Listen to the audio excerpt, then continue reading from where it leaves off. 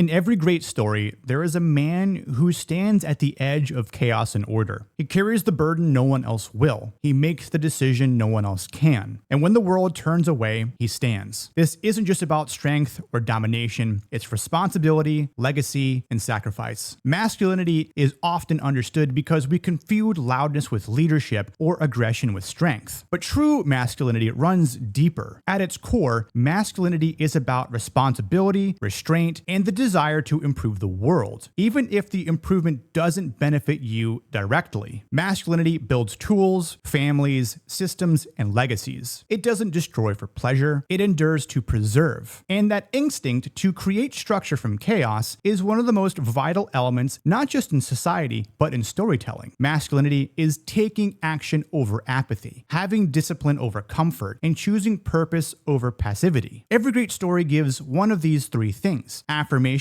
which is a mirror; inspiration, which is a call to act; and aspiration, a challenge to grow beyond what we are. Masculine characters, when portrayed with depth and principle, almost always gives us the third: the father who protects his children against impossible odds, the leader who sacrifices glory for his men, the flawed man who chooses duty over comfort. These are stories not of dominance, but of aspiration, which is the highest form of storytelling. And it's not just about who we are, but who we could be if we accepted the burden. This is strength that inspires, not to control others, but to control oneself, not to win glory, but to carry responsibility. Masculinity is neither loud nor reckless. It is disciplined, intentional, and often silent. We see it in the man who mentors others, the father who worked the job he hates to give his kids a better life, the soldier who fights not just because he wants to, but because someone has to do it. And whether in real life or fiction, masculinity at its best is defined by its sacrificial instinct, which is to carry the weight, to lead when no one else will, to protect what matters the most. And in the end, masculinity leaves something behind, not as a boast, but as a legacy. Now, masculinity and femininity are not at odds, as they're fundamentally complementary forces of each other. They're like the sun and the moon, each with its own light, each essential in its own way. Where masculinity protects, femininity nurtures. Where masculinity ventures into the unknown, femininity brings others home. Masculinity brings us structure, and femininity brings meaning. The best stories don't elevate one over the other. They show the harmony that exists where both are honored effectively and correctly. Let's take Aragorn and Arwen from Lord of the Rings, for example. Aragorn fights, he leads, and sacrifices, not for power, but for a future worth preserving. Arwen gives that future shape, heart, and permanence. Aragorn brings order to chaos, and Arwen gives that order beauty and soul. This isn't about limiting roles here, it's about celebrating purposes. Masculinity and femininity are both vital,